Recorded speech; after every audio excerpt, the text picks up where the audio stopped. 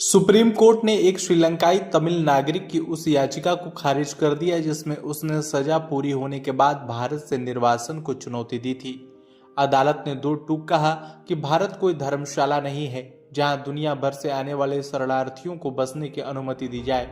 न्यायमूर्ति दीपांकर दत्ता और न्यायमूर्ति के विनोद चंद्रन की पीठ ने कहा कि देश पहले से ही 140 करोड़ की आबादी से जूझ रहा है।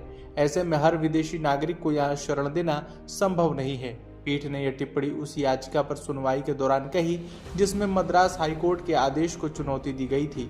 हाईकोर्ट ने निर्देश दिया था कि संबंधित श्रीलंकाई नागरिक को यूएपीए मामले में सजा पूरी होने के बाद भारत छोड़ना होगा।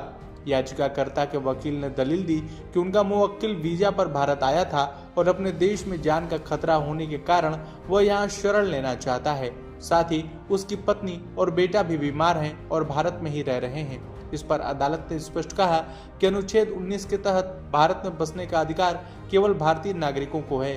वहीं अनुच्छेद 21 का उल्लंघन नहीं हुआ क्योंकि हिरासत सजा की अवधि का हिस्सा थी। न्यायमूर्ति दत्ता ने सलाह दी, अगर श्रीलंका में खतरा है तो याचिकाकर्ता किसी अन्य देश में शरण की मांग कर सकता है।